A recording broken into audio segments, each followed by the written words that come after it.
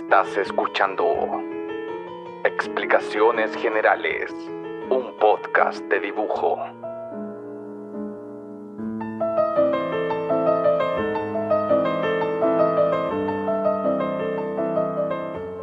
Nos vestimos de gala en este podcast de ilustración llamado Explicaciones Generales para recibir al investigador, docente, Pablo Veloso.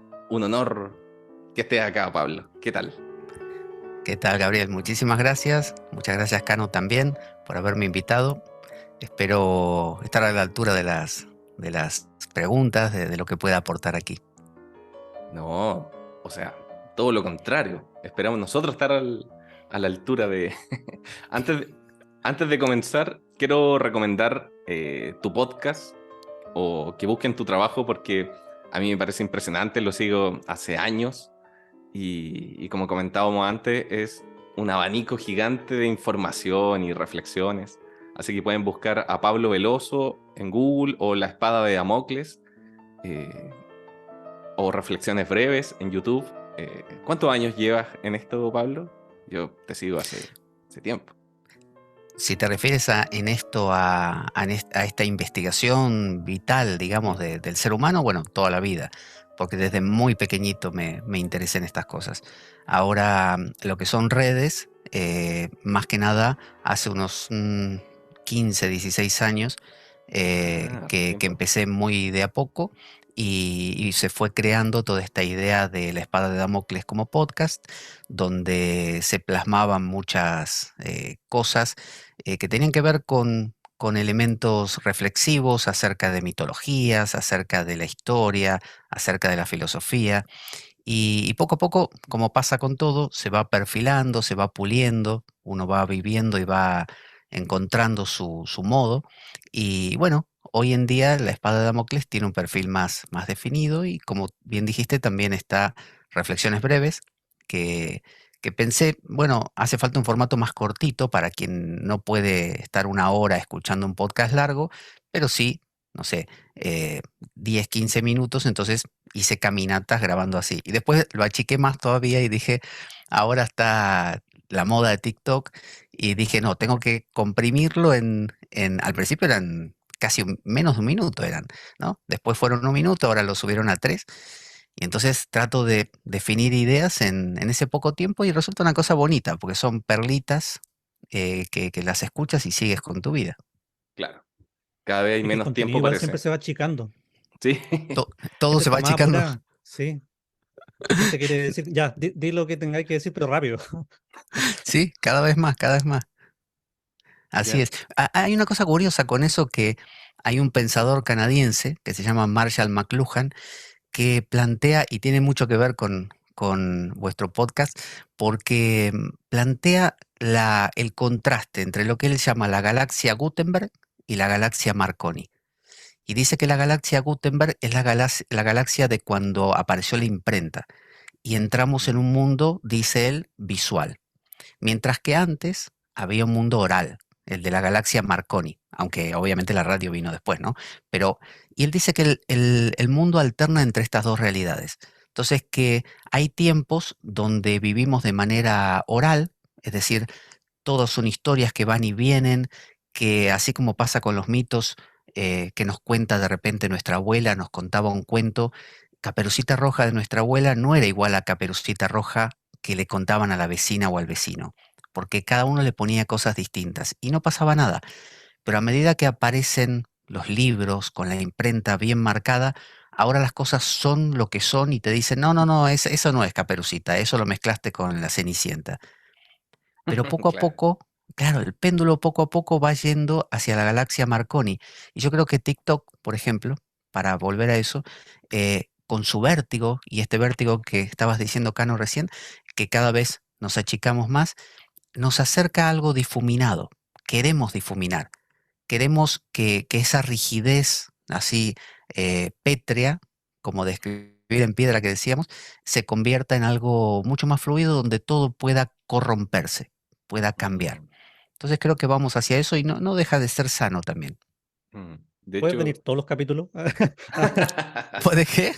¿Puedes venir a todos los capítulos a poner los puntos sobre las IES, los comentarios que hacemos?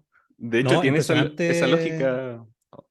Perdón, Cano, que iba a No, no, comentar que dime. tiene que tiene esa lógica como de hacer remix de los remix. Alguien genera un contenido y TikTok da la posibilidad de que una persona Sí, reaccione a eso y se crea como otra cosa y así una eso es. avalancha. Una avalancha que no se controla, que es muy desordenada. Por eso esa idea de deslizar que tiene TikTok, por ejemplo, decimos TikTok, pero como otras redes que van a ir surgiendo, y van hacia ese vértigo donde, así como pasa con la ideología de género, que todo se difumina, todo se mezcla, que hoy en día uno puede sentirse caballo como puede sentirse otra cosa, ¿no? Claro. Tú tenías una idea, Cano, como de que era como, la otra vez me comentaste, que era como para hacer como el dedo para arriba en las aplicaciones. No me acuerdo qué era. No me acuerdo por qué te lo había comentado, pero no, era una reflexión que no tenía ninguna puntada detrás. Era que antes no me acuerdo cómo era. Era que antes el mundo era horizontal y ahora es vertical, como que todo va de arriba a abajo por los edificios, por cómo se consume la información, mientras que antes era como horizontal, los libros eran como de un lado a otro, las ciudades eran planas, y yo creo que es porque antes el cielo no era tan... O sea, la gente no tenía tanta necesidad de mirar para arriba como en la prehistoria, me imagino. Y quizás por eso hay como una diferencia celestial, como cuando uno dice el cielo. Es como algo que no tiene relación con uno, pero no sé, me imagino que en los mitos, la Torre de Babel, como esa idea de querer llegar al cielo es como algo propio del espíritu humano. Me imagino, no sé, no sé, no soy un académico, estoy aventurando, pero creo que también debe tener algo que ver como con la mirada vertical del mundo, el Mm. ver las cosas entre arriba y abajo. Tú sabes que creo que es la arquitectura gótica que justamente tendía hacia arriba. Los edificios se volvieron cada vez más altos y las iglesias cada vez más altas, en contraste con otras formas de arquitectura que son más horizontales. Sí, recuerdo haber visto en un documental de castillos, que también lo había mencionado antes en este podcast, sobre el castillo. No recuerdo cómo se llama el castillo antiguo donde vivían los reyes de Inglaterra, el típico que ahora es como un Buckingham, museo. No, el anterior, el que antes fue un zoológico.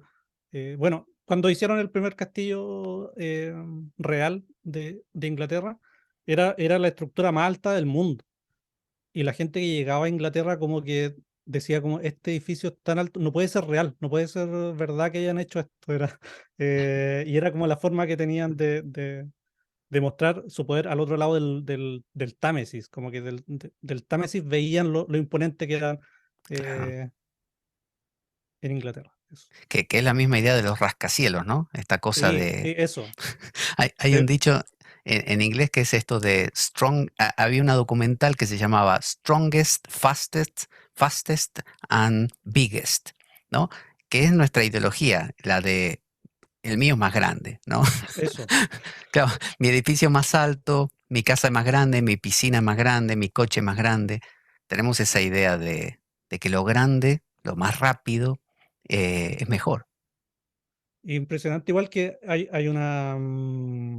¿cómo se llama? Una narrativa del que está más arriba tiene más poder. Como verbalmente cuando uno dice, hoy está escalando, no sé, socialmente, Ujú. qué sé yo, o escala en posiciones en una empresa, como que la persona que está arriba, como el lugar de arriba, siempre es como del más bacán. Me acuerdo que cuando en el colegio hacían una rumita de sillas, como había un acto donde ponían sillas y después las juntaban todas, el niño que se sentaba arriba era como el mejor, Pero es que El rey de la como que colina. había antiguamente, dominado ya a los demás. antiguamente la lógica de estar más arriba te daba una tercera dimensión, po. En una batalla, en un Sí, enfrentamiento, si tú subías y tenías la posibilidad de manejar a tus soldados y tenías la dimensión de la altura, po. Entonces igual tiene una lógica de estar arriba. Bueno, acá en Santiago tenemos el Costanera Center, que es un edificio, un falo gigante, que creo que es el edificio más alto de toda Latinoamérica. Y Santiago, imagínate, es una ciudad telúrica, entonces no hay edificio alto, como en Argentina, por ejemplo, o en otros países. Y de pronto a alguien se le ocurrió construir un edificio que o sea, según la arquitectura, es solamente un falo que sube, no tiene otro adorno, sino que Pero es ¿y los realmente temblores? ¿Los temblores, que es tan clásico de Chile? ¿No es peligroso? bueno, me imagino que tiene alguna tecnología que hace que el edificio más alto de Latinoamérica esté. Quizá el tipo que la construyó también es un empresario conocido por su ambición y entonces, imagínate el ego ahí de tener el edificio más alto y que parezca realmente un falo en la ciudad baja. Eh, Quizá lo interesante de esto de la altura, si lo vinculamos, por ejemplo, con Platón, Platón es el filósofo de la altura, porque antes de él se hablaba más de una horizontalidad. Estaban estos filósofos que identificaban como el arjé, como el principio original de las cosas, al fuego, al agua, cosas cotidianas. Y Platón empezó a decir, a mí me parece que hay otra cosa, y otra cosa que está arriba. Y postuló el famoso mundo de las ideas, ¿no? Dijo, o sea, es nuestro pensamiento abstracto. O sea, yo puedo pensar Gabriel Cano, es decir, personas como yo, pero también puedo postular el concepto hombres, por ejemplo, ¿no? Varones, en este caso. Es un concepto que agrupa. Más arriba, ser humano. Más arriba, animal. Más arriba, ser vivo, ¿no? Ese pensamiento abstracto, quien lo tiene gana. Un pueblo que tiene pensamiento abstracto puede pensar en mm. ejército, nación, conceptos que son entelequias, son abstractos. Y eso da poder. Entonces, el platonismo triunfó y quizá por eso queremos edificios altos, porque sabemos que de arriba tenemos una ventaja. El tema yo diría que es saber bajar.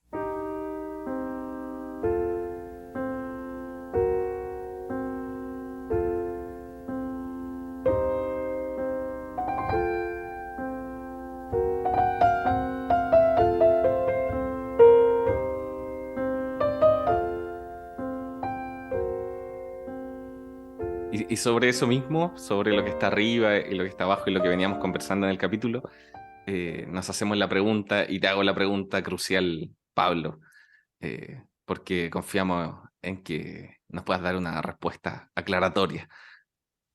¿Qué, qué es para ti Dios? Te lo pregunto así. ¿Qué es para ti Dios? El concepto de Dios o una Me pregunta. causa gracia porque me hace acordar a una película que se llama La guía del autoestopista galáctico, ¿no? Que en inglés se dice algo así como No, Hitchhiker, no sé qué. Que es una película eso que... nombre. Ah, ¿la conoces, Cano? Sí, ¿Sí? uno hace la pregunta suprema. Esa.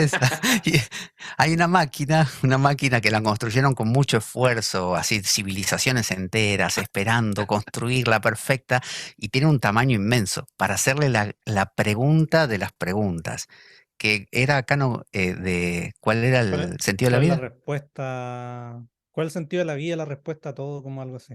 Eso. Una pregunta que Y, engloba todo. y la Sí, que máquina, ¿la viste tú también, Gabriel? no, no, pero me siento identificado con lo que estoy relatando.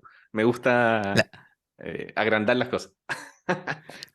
La máquina llega un momento, el gran día de la respuesta, y está lleno de gente, ¿no? Todos ahí reunidos, ya son viejos algunos, y la máquina dice, la respuesta a esa gran pregunta es, y están todos ahí expectantes, y dice, 42.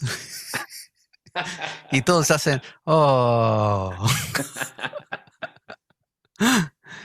Y ahí no sé si dice que no es la pregunta correcta o algo por el estilo, pero lo gracioso es Claro. que le responda algo sin sentido. Entonces tú me preguntas qué es Dios. Eh, Esa es la pregunta de las preguntas. El ser humano Sí, ha intentado desde siempre comprender el sentido de la vida. Muchos filósofos han dicho que somos seres arrojados al mundo porque es lo único que sabemos. Sabemos que estamos aquí y cuando nos preguntamos a nosotros mismos para qué, por qué, en realidad no hay una respuesta clara de eso, pero sí hay una noción de que somos pequeños. Es decir, yo no me puedo acordar de todo, yo no puedo saberlo todo, yo no puedo correr tan rápido como otros o hacer levantar pesos que otros levantan. Tengo un límite. Y si nos miramos todos los seres humanos, nos damos cuenta de que hay cosas que nos exceden y cosas que nos pasan sin que sepamos por qué. Freud decidió pensar que eso era el inconsciente.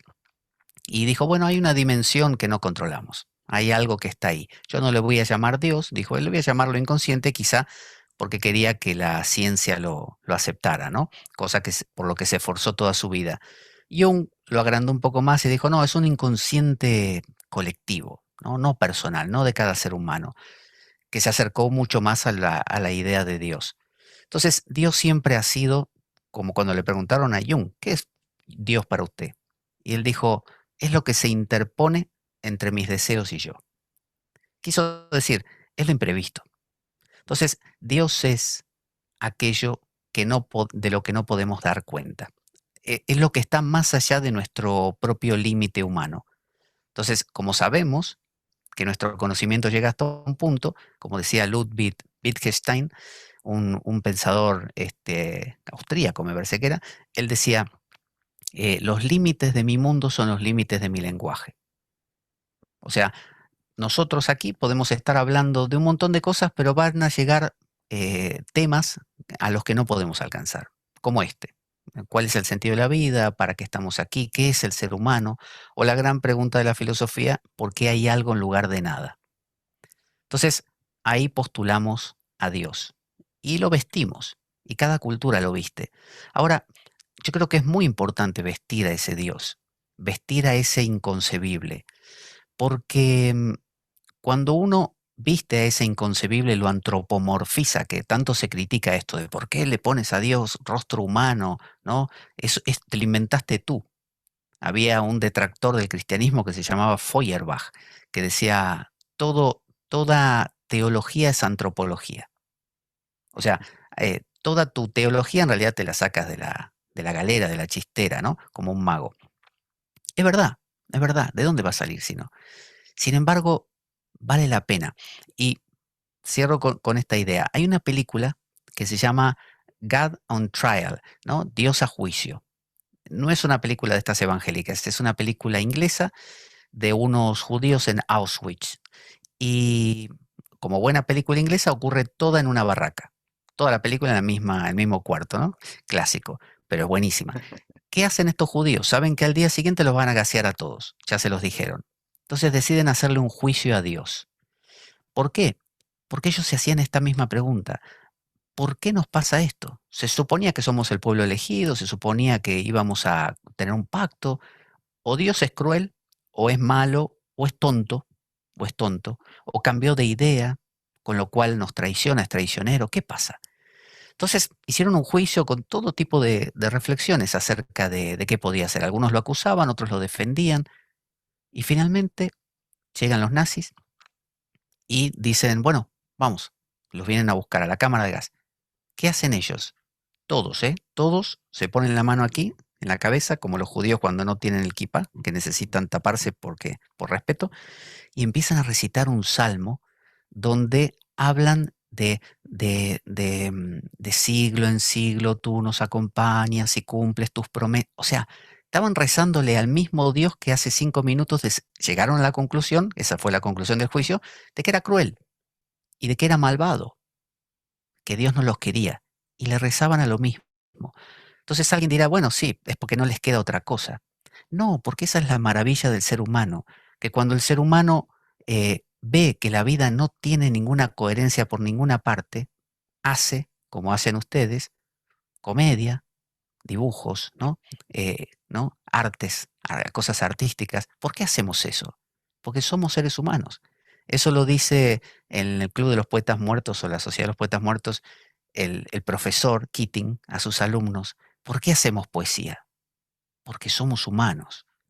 El ser humano es un ser ante la muerte, es un ser que sabe que nada tiene sentido y entonces en ese momento dice, no sé, Padre nuestro que estás en los cielos.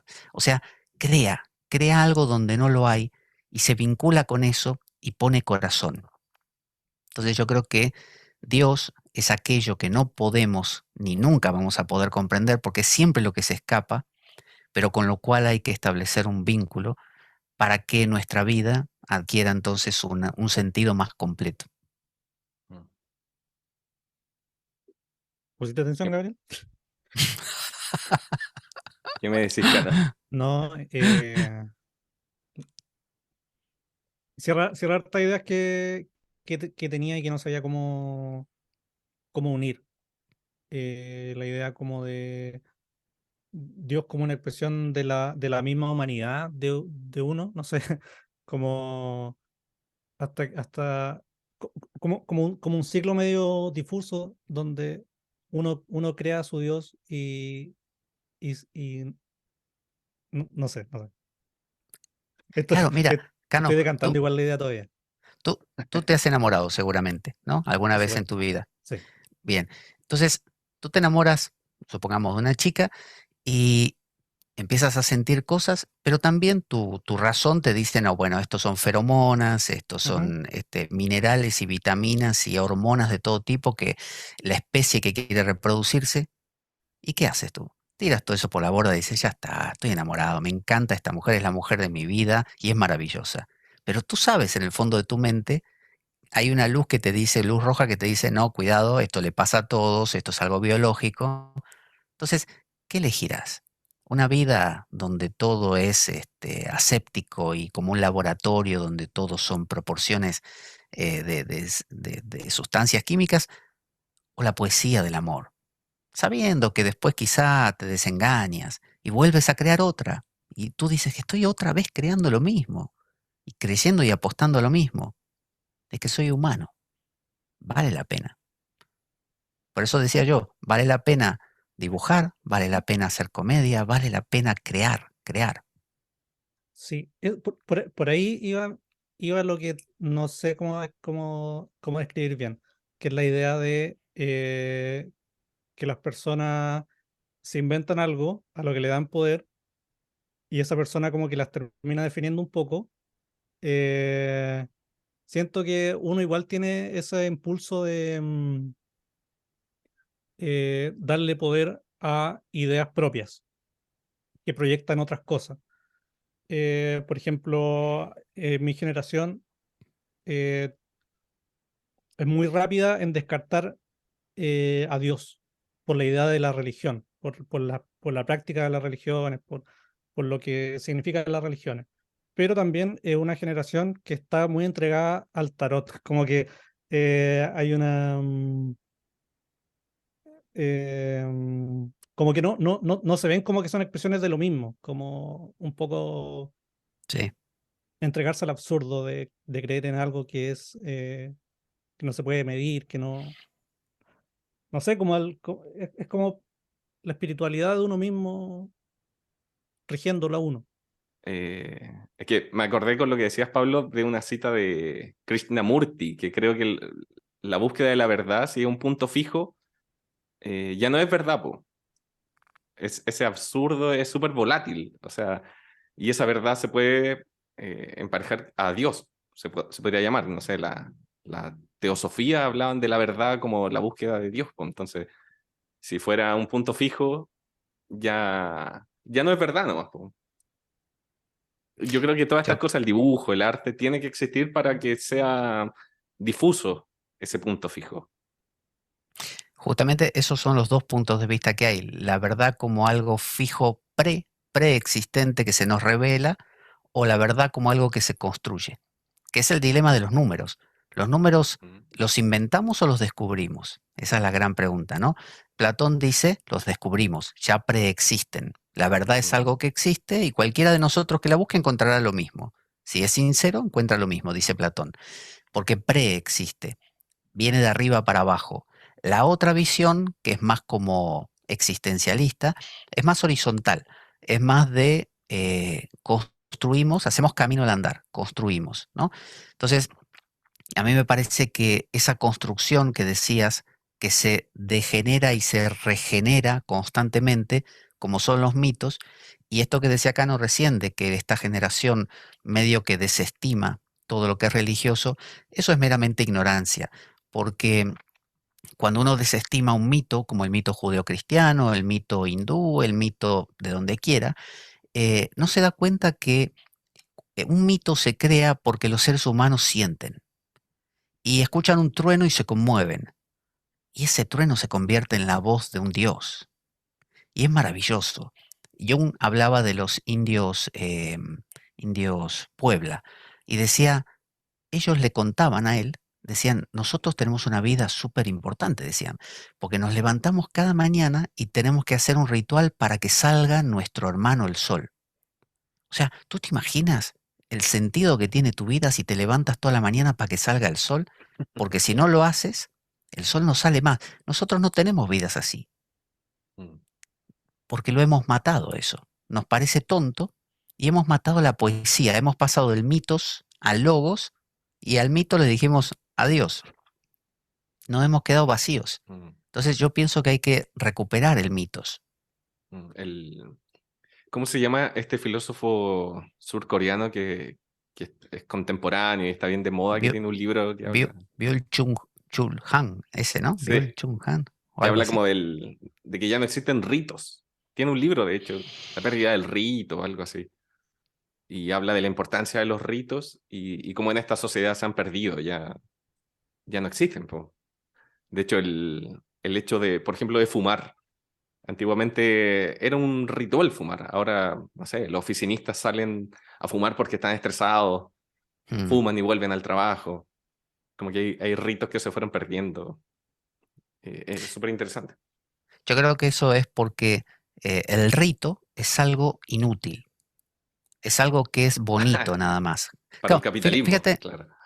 claro, ahora es todo utilitario. Fíjate las casas y los coches. Los coches antes eran redondeados. No sé si se acuerdan, los antiguos coches que eran así abovedados, ¿no? Hoy en Claro. día los coches son como cajas. Y las casas lo mismo. Antes tenían sus detalles, sus Mm. cositas, se preocupaban todos. Me acuerdo en Argentina, los colectivos, no sé en Chile si también era así, los transportes públicos tenían todos unos dibujos y unas borlas que colgaban y unos flecos. Hoy en Sí, día no. Hoy en día son cajas de zapatos. claro. Es lo que pasa en el diseño gráfico con la Bauhaus, esta escuela de diseño que eliminó todo lo que era artesanía en muebles, por ejemplo, y lo hizo funcional nomás. Que Claro. funcione. Una silla que funcione. ¿Para qué le vamos a poner ahí detallitos? Es Claro, la misma lógica. los muebles de nuestros abuelos, ¿cómo eran? Un ornamento, todo un detalle. Hoy te Claro, compras una mesa de IKEA y es un cuadrado, porque se puede apilar mejor además, se apila mejor. Y así claro. somos nosotros hoy en día. Al Costanera Center, a este edificio en Santiago, le falta unas gárgolas alrededor. No, Claro, no las había gárgolas, tiempo para buenísimo. gárgolas, que vamos a poner gárgolas. Que sea de vidrio nomás, que se refleje lo otro. Chao. Claro. En el Sí, es caso que del las gárgolas. modernismo, Sí, Cano, disculpa. es que igual iba a citar un poco como para donde creo que ibas tú. Que en el caso del modernismo, que es como cómo podemos hacer las formas más simples, cómo podemos hacer que los medios de producción puedan hacer más de estas sillas, cómo tratamos los materiales de forma más eficiente, etcétera. Como que siento que ahí igual el diseño o el trabajo de los diseñadores encuentra una manera de hacer eso un poco no tan utilitario, como a través de todos esos conceptos que son como de producción, tratar de meterle ahí una gracia, como pequeña, como me dio un gusto al hacer, no sé, pues, el apoyabrazo de tal forma. Entonces quizás yo siento que, como en el caso de la gárgola, que son desagües básicamente, ¿Mm? donde el artista, el arquitecto, no sé cómo se llamará el artesano que en esa época hizo eso, El gargolista. metió una expresión artística de forma mucho más obvia en la arquitectura. Y siento que a lo mejor ese apoyabrazo o esa gárgola son expresiones de lo mismo, que es como meter esto que es un poco inútil, que me satisface a mí como diseñador o a mí como consumidor, eh, y quizás por el contexto de fábrica que existe ahora, es más imperceptible, como que es mucho menos obvio ahora. Pero yo tengo la idea de que la humanidad siempre como que va a encontrar expresiones de lo que es, como que el cerebro del humano es ahora igual al cerebro de la persona en la Edad Media. Como que somos personas atemporales viviendo en un contexto histórico que determina un montón de cosas que hacemos y cómo las hacemos. Estoy seguro que es así. Por eso es que nuestras cosas, como ahora nosotros mismos tenemos micrófonos, los micrófonos los podrían hacer todos iguales y sin embargo los hacen con ciertas formas diferentes. Hay gente que le gusta que los auriculares tengan luces que se encienden y se apagan. Son esos pequeños detalles que dices, claro que sí. Es que yo creo que lo humano no se puede matar. Por eso estamos en el siglo XXI y seguimos cantando. Cantar. A eso es lo que iba, que hay un espíritu humano que encuentra su forma aunque sea en un ambiente muy apagado, aunque sea en un mundo que puede ser considerado como muy triste, como que siento que el espíritu es como ese pastito que crece en el cemento, como que uno dice, ¿qué? ¿Cómo? Es un detalle Es, muy pequeño, pero encuentra como la humanidad en algunas cosas.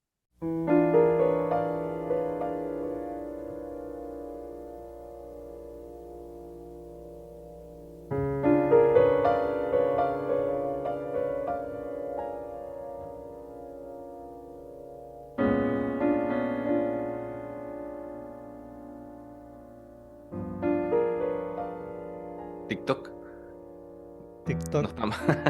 Esa es la artesanía de los nuevos tiempos. Editar un video en TikTok, ponerle la letra, los filtros.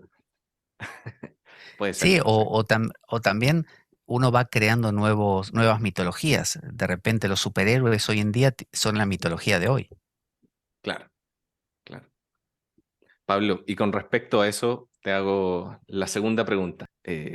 ¿Cuál es la relación que tú encuentras entre esto que intentamos definir como Dios y el arte? Bueno, ya lo veníamos conversando, pero esa era la segunda pregunta que tenía anotada, que ya quizás lo respondimos, pero te la pregunto igual.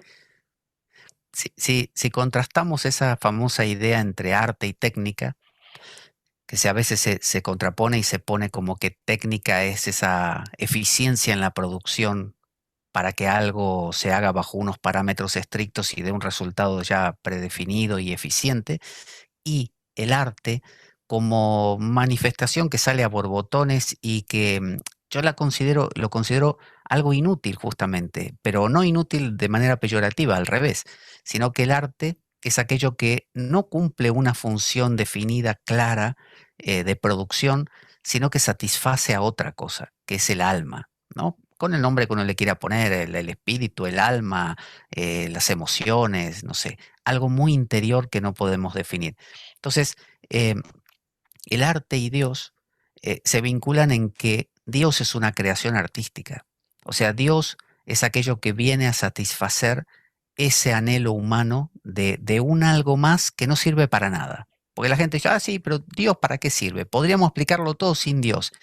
Y que no es lo mismo, ¿no? También podemos explicar un beso como un intercambio de, qué sé yo, de saliva, qué sé yo, pero está bien. O comer, podemos explicarlo como nutrirnos para funcionar cada día, pero también comer puede ser un acto de belleza. Entonces, hay dos formas de vivir las cosas. Entonces, el arte y Dios se vinculan en que ambas cosas dan ese margen a la creación, a la manifestación, al reposo de uno en eso, porque de lo contrario uno podría crear un Dios funcional que se ha creado, que es el Dios más aristotélico, el Dios que es un señor, que crea todo, a veces crea y después se queda durmiendo en su mundo porque ya creó todo y funciona todo como un reloj suizo. Eh, Ese Dios no satisface, no, porque uno quiere que alguien te diga, te amo, ¿viste? Y no te basta con que te lo digan una vez. Vos le preguntás al otro día, ¿de verdad? ¿Me amas? Sí, ya te lo dije. Bueno, dímelo otra vez, ¿me amas? ¿Pero cuánto? Eso es crear a Dios. Eso es Dios. Entonces, eh, luego expresar artísticamente, ya sea a través de lo gráfico, a través de lo sonoro, a través de la escultura o de la pintura o de cualquier forma de expresión humana o baile, es expresar ese Dios. Es darle un lugar a aquello que no tiene sentido funcional, pero sí un sentido profundo. Entonces, a veces da pena cuando vemos sobre todo jóvenes que no crean. O sea, si tú pasas 24 horas y no creaste nada, qué triste, por Dios. O sea, te estás muriendo, se te está secando el alma. Si no creaste no escribiste una línea, no hablaste de algo interesante, no dibujaste, no pintaste, no tocaste un instrumento, no creaste un proyecto, eso te mata. Y mata y te vuelve triste. Y el problema es que si la tristeza se quedara solo en nosotros, pero se contagia, es peor que la pandemia. Después entristeces a tu familia, a tus amigos, a la ciudad, y cuando quieres acordar generas una especie de cosa egregor, un egregor colectivo de tristeza, de depresión, y tú dices, ¿por qué estamos así? Y porque no creamos. Nos falta teológicamente Dios, pero a nivel cotidiano podríamos decir el arte, crear. Claro. Y no digo un arte educado, ¿eh? No es que yo diga, no, tienes que ir a la escuela de bellas artes para... No, crear a veces es a veces han oído cuando gente de aborigen cantan canciones que desafinan, cantan desafinado, ¿no? O no bailan, perfecto. Y sin embargo son felices porque están expresando. Hasta que viene alguien y le dice, no, no, no, no, eso está afinado en otra nota. No, no, no, déjalo, déjalo. No le metas el corsé. Claro, la academia.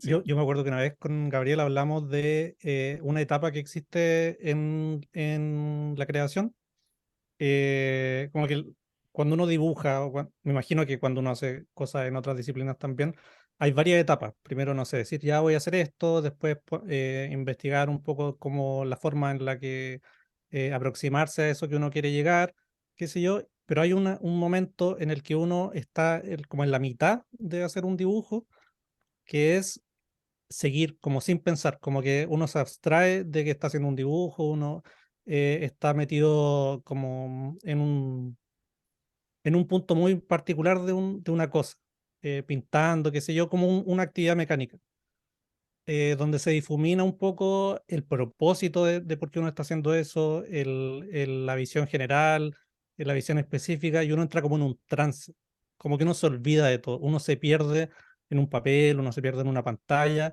y empieza a hacer de una forma abstracta. No sé muy bien cómo explicarlo. Y le contaba a Gabriel que era una cosa que me pasaba a mí particularmente, pero que siento que es lo que busco cuando hago un dibujo. Como que para mí la parte en la que dejo de dibujar y empiezo a actuar automáticamente, es lo indescriptible y especial que tiene esta actividad. Y siento que algo que también se relaciona con lo que dices tú de, no sé, pues, una tribu que canta y entra en un trance. O el uso que siempre se dice no sé, de psicotrópicos eh, de forma espiritual. Como que siento que el trance es parte, bueno, quizá de la creación y de muchas cosas más, pero que tiene un carácter religioso como muy personal, em, y que está fuera de explicación para las personas que no crean o que no han experimentado como Mm, dejar de pensar creando algo. Y encuentro que es una de las sensaciones más satisfactorias que puede existir haciendo cualquier cosa. De repente quizás los músicos también cuando están haciendo un solo en un escenario y dicen como hay una sinergia aquí increíble que no, una persona que está en el público no, quizás lo está compartiendo de otra forma, pero no puedo explicar esto que está pasando. Tiene que ser magia, algo, no sé. ¿Viste la película Soul? Es la película Sí, Soul de Pixar. ya sé cuál es. Aparecen unos personajes que entran como en ese estado de creación, como en un más allá, y ponen a alguien meditando, a alguien tocando instrumentos de meditación, pero después al final sale, y el que estaba más elevado eran estos tipos que bailan como con estas pancartas publicitarias y está como en la esquina moviendo la pancarta y está como en un trance. Entonces a veces, como decías tú, Pablo, la creación no es tan solo dedicarse a las bellas artes, sino que puede ser incluso cocinar, yo creo. Como... sí, claro, claro. Yo tengo una teoría respecto a por qué nos gusta entrar en ese trance. Los antiguos hablaban de las musas de Apolo, y las musas vienen normalmente de noche. O sea, todo artista sabe que la noche inspira mucho más que el día, porque es el momento donde todo se difumina. Y, y cuando uno entra en ese estado automático, que decía Cano, o el que decías recién, Gabriel, de este bailarín callejero con su pancarta, que seguro lo sentía más de corazón y por eso se dejaba llevar, ocurre algo que es la sorpresa. Y la sorpresa es curioso, porque uno cuando se sorprende hace, ¡ah! Es la inspiración, ¿no? De las musas, ¡ah! Algo se te mete, ¡ah! ¿No? Entonces uno queda anonadado y, y se queda como atestiguando algo que está pasando, ya sea la obra del dibujo, la obra de la música, del solo, la obra del disertante. A mí me pasa algo cuando justamente desarrollo un tema, em, como he venido estudiando a lo largo de los años distintos pensadores, hay un momento donde al desarrollar yo me voy un poquito para atrás y estos pensadores empiezan a hablar entre sí, ¿no? Empiezan a haber ideas que salen por mi boca, obviamente, pero son de ellos, ¿no? Entonces yo lo miro desde atrás y disfruto de esa situación. Entonces, eso yo creo que es lo que estaba diciendo Cano recién, de cómo nos gusta entrar en ese trance, en ese automatismo. Es lo nuevo, porque nos aburrimos nosotros. Entonces, nos gusta generar la posibilidad de que ocurra algo que nos sorprenda, algo nuevo. Y eso Claro, nuevo, sí, sí, es que esa imagen que estaba describiendo de como volverse la tercera persona en una situación en la que uno está participando activamente, nunca la había escuchado como a otra persona, y algo que yo he sentido hartas veces y que no he sabido bien cómo describir, que es, bueno, yo también hacía stand-up y había un momento en los que empezaba a improvisar cosas, pero no era yo, era el momento. claro. Y yo estaba como, yo ni siquiera estaba como pensando en lo que estaba pasando, yo estaba como como en el camarín de mi mente, escuchando como, oh, lo que estoy diciendo, como muy, muy entretenido, como que dije, aquí hay otra presencia, que también soy yo, pero que Mm, no, es otro estado de conciencia. sí, el cineasta Raúl Ruiz hablaba también él lo mencionaba como un cuestionamiento que los artistas tienen, que de repente estar a la mitad de la obra y sentir que la obra ya no es tuya, sino que tú eres como un trabajador de esta obra. Y él, en sus películas, aparecen siempre personajes que son como espectrales, fantasmas o personajes que hablan con muertos. Entonces, para él, el símbolo metafórico era ese mismo, como el hablar con los muertos era el simbolismo de estar leyendo un libro de un autor que, por ejemplo, ya murió, y tú estar traspasando esta información a través de tu película o lo que hagáis. Entonces, es bonita como él lo hacía, po, como a mí me gusta el símbolo del fantasma, que también es como una especie de reflejo o espectro de algo que ya no está, pero que está como repercutiendo aún en ti, y tú eres como el canal nomás, que está como haciendo que la causa avance. Eh, Tú estás ahí en el camarín Mm, nomás, está buena esa imagen. Y me sí. acordé de Jamie Hewlett, el dibujante de gorilas, que él decía que le gustaba dibujar con capacidad de asombro, de autoasombro, que es como estás ahí a la mitad del dibujo y te decía a ti mismo, oye, te quedó bueno esto. ¿Cachai? Como, oye, esto. Hacía una línea y, oye, te quedó muy bueno, te decía a ti mismo. Entonces tú terminás el dibujo y te sorprendí, cosa que uno casualmente siempre espera que la gente diga eso, oye, te quedó bueno el dibujo. Pero él dice que hay que crear con esa capacidad de... Entonces por eso me imaginaba en el camarín, tú diciendo, oye, muy bueno ese chiste. Y eres tú haciendo el chiste. Claro, te vuelves el espectador. Pero ¿están de acuerdo que hace falta para eso, a su vez, una mínima técnica? Es decir, uno tiene Claro. que aprender por ejemplo, si yo quiero sorprenderme en mi baile, tengo que aprender primero unos pasos de baile. Y cuando ya se automatizan, empiezan a interactuar entre sí y se crea esa improvisación. Pero a veces intentar sorprenderse sin haber forjado un sustrato de estudio de algo no funciona. Mm, sí. Es como el maestro de la construcción que maneja muy bien su técnica y cuando aparece un problema sabe cómo resolverlo de forma creativa, como, oye, Mm. pongámosle este material acá y lo resolvemos y se crea otra cosa. Yo siento que es como un poco eso, aprender la técnica para luego o romperla o transformarla, puede ser. Sí, porque Ahí, creo yo que cuando no sabes demasiado de esa técnica, necesitas estarle muy encima. Y ahí no te puedes despegar para mirarla. Tienes que estar muy preocupado porque no se te caiga esa pared, como tú dices, el que está construyendo. Pero una vez que ya sabes todo y lo tienes interiorizadísimo, ahí es casi como es un juego. Te alejas y dices, wow. Sí, eso comentábamos el capítulo pasado con Gabriel, estábamos hablando de estructuras narrativas. Eh, y habíamos hablado en el capítulo de que hay dos tipos de personas que como que son libres al hacer una cosa, que es la persona que lo está intentando por primera vez y que le gusta lo que está explorando, que dice, mira, me gusta caleta bailar, me gusta mover el cuerpo al ritmo de la música, qué sé yo, pero que después hay una curva de aprendizaje donde está sufriendo, dice, mira, lo estoy haciendo mal, no, es difícil esto en verdad. Pero cuando es experto, como que se olvida de todo eso. Y las dos personas, las dos curvas, en las dos partes donde son libres en la curva de aprendizaje, no se cuestiona la técnica. Eh, pero el experto siento que tiene la capacidad de disfrutar mucho más de las actividades que hace porque es capaz de verlo con mirada crítica, como mirándolo para atrás, como esta persona que está en el camarín, diciendo, mira, qué bueno esto que hice, pero no se lo cuestionó al momento que lo hizo. Em, pero sí, yo creo que, por ejemplo, al leer un libro o al ver una película que tenga, o sea, alguna referencia, las cosas siempre se disfrutan mucho más cuando uno sabe sobre el tema, como que las cosas se disfrutan en distintos niveles. Cuando dices el del inicio y el del fin, el del inicio sería como lo que le llaman suerte de principiante. Por eso claro. en el budismo zen le dicen mente zen, mente de principiante.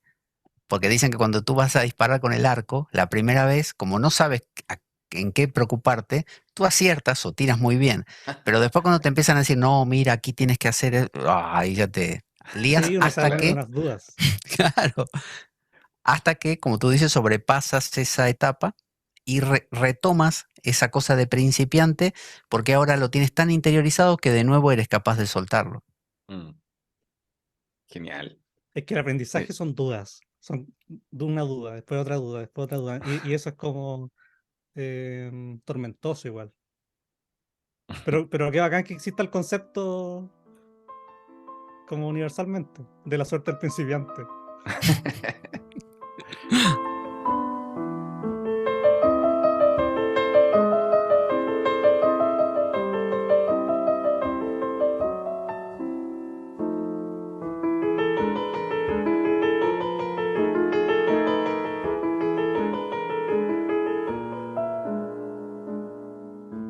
Pablo, ya para ir cerrando, para no quitarte más tiempo, no puedo dejar pasar la oportunidad para preguntarte una pregunta que le hacemos a todos los invitados que vienen, que por lo general son dibujantes, y a veces nosotros le damos vuelta igual, que es un poco ir al origen. ¿Por qué crees tú que el ser humano dibuja, pensando como en las pinturas rupestres? ¿Cuál es la razón, crees tú, que el ser humano hizo eso? ¿Por qué? Yo pienso que el ser humano busca la reproducción, siempre. Siempre buscamos reproducir. O sea, ¿por qué no nos basta ver el árbol y queremos dibujarlo en la pintura rupestre o en las pinturas más clásicas de hoy en día? Eh, Porque reproducir te permite repasarlo y verlo mejor, ¿no? De la misma manera que cuando nos tocan en el hombro no nos tocan una vez, nos tocan más de una. Oye, y tres toquecitos, por ejemplo, o el timbre, nunca es pi, siempre es pi, pi, ¿no? Es varios. Eh, o los coches. Porque al ser humano, cuando algo ocurre una sola vez, nunca ocurrió. Si algo ocurre una sola vez, nunca ocurrió. Tiene que ocurrir varias veces, tiene que pasar. Somos así, somos como que tenemos la piel gruesa y necesitamos que ese mismo árbol se nos dibuje 20 veces. Y lo disfrutamos cuando eso pasa. Entonces, por eso buscamos la reproducción como es el cine, por ejemplo, como son los libros, que es la reproducción de las ideas de una persona, ¿no?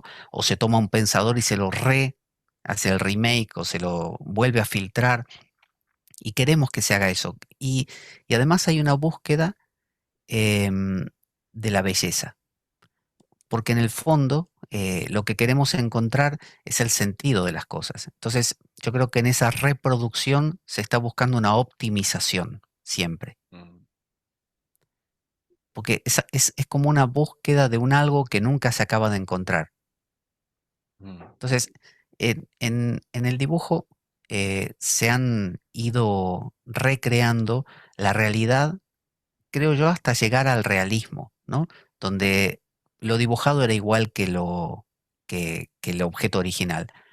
Pero después de eso, también el ser humano dijo, bueno, este no puede ser el límite, porque tiene que haber un algo más. Y empieza un dibujo más abstracto, un dibujo que empieza a deconstruirse otra vez. Entonces yo creo que jugamos entre esos polos, en el de vamos a recrear algo, a perfeccionarlo cada vez más hasta que sea exactamente igual al original, y cuando llegamos al exactamente igual al original, vamos a deconstruirlo para que de nuevo sea un esfuerzo por llegar a...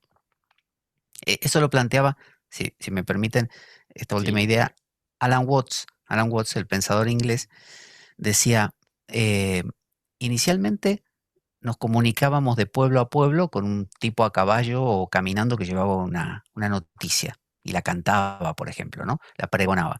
Después apareció la escritura, las cartas, después el telégrafo y ya la comunicación fue más cercana. El ser humano busca eso, busca acercarse. Después fue la radio, donde tenías un tipo dentro de tu casa que hablaba y todos se reunían alrededor para escucharlo, pero no había forma, faltaba algo más. Es como en el dibujo, faltaba una aproximación mayor. Queremos imagen. Bueno, apareció la imagen, pero era blanco y negro, fea, venía y se iba, se deformaba con las pantallas. Poco a poco, color, ¿no? Que fue todo un evento, apareció el color. Al principio poquitos colores, después más color. Luego las televisiones, ya ven, ahora son más grandes, ¿no? 4K, 5K, 8K. Queremos llegar al holograma, al metaverso. Queremos llegar a que lo representado sea igual al original, porque queremos realmente ver algo y acercarnos hasta el máximo para que eso que hemos creado sea igual a nosotros, como cuando creamos un hijo, por ejemplo, ¿no? mm, Que lo queremos hacer igual a nosotros, o educamos a nuestro empleado o a nuestro, no sé, aprendiz. Pero una vez que es igual a nosotros, queremos que cambie y lo volvemos a romper. Entonces, cuando lleguemos a ese holograma y ese holograma le hagamos tener textura, forma, olor, ¿no? Todo lo que tiene un ser humano, diremos, no, otra vez se ha vuelto real. Vamos a romper esto y empezará un movimiento de separación donde los seres humanos cada vez se alejen más y regresemos a un tipo caminando que te viene a cantar el pregón de lo que pasó hace 2 meses en el pueblo de al lado. Y ese vaivén es la vida. Porque ni un polo ni el otro, la vida es vaivén justamente. Es la alternancia entre esas dos cosas.